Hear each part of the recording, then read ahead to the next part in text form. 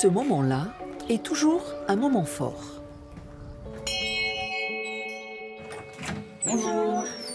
Christelle est passée à l'imprimerie prendre les 10 exemplaires du livre de Sébastien et elle vient lui remettre en main propre. Vous connaissez Je peux prendre le un peu. titre?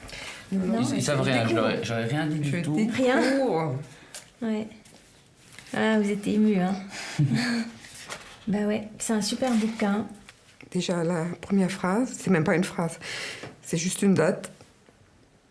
Ça rappelle que c'était dur, quoi. Et maintenant, ça va bien.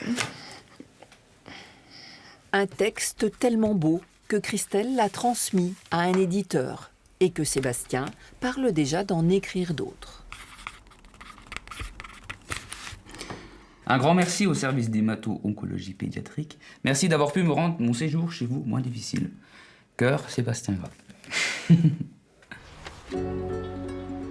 Quelquefois, la remise du livre a même lieu en public. Ce soir-là, le maire a prêté une salle communale pour accueillir les invités de Martin, ce petit garçon atteint d'une maladie neuromusculaire et à qui Christelle vient remettre son livre.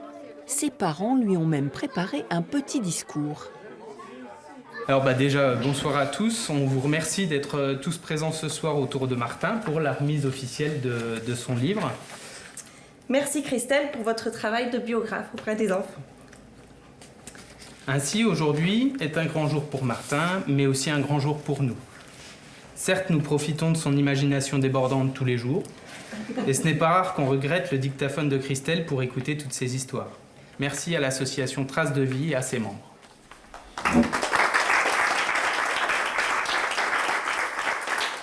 Ça se fait pas souvent comme ça, les remises de livres.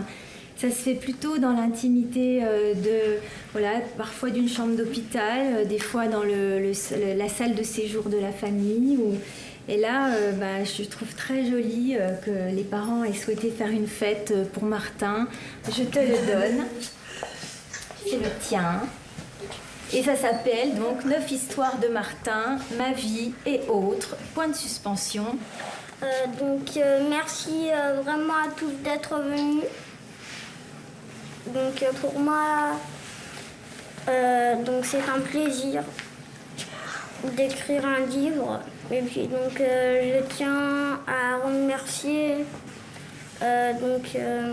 Christelle qui m'a aidé à faire ce livre.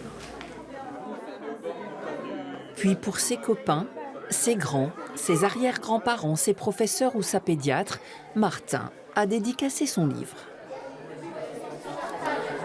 C'était l'occasion aussi de faire la fête, malgré la difficulté aussi qu'on peut rencontrer au quotidien, et de transformer finalement ce qui est aussi une épreuve et ce qui n'est pas facile tous les jours, en quelque chose d'assez léger, et puis de réunir tout le monde autour de Martin. Mais je pense que ce soir, il sera content de lire une de ses histoires à sa sœur et son frère. Peut-être à nous aussi. Oui. On s'assera dans le canapé. Et puis on l'écoutera.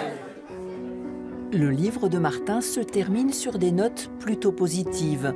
Ceux de Maëva ou Sébastien aussi parlent de lendemain qui chante, offrant à chaque lecteur l'occasion d'une salutaire introspection. C'est des leçons de vie.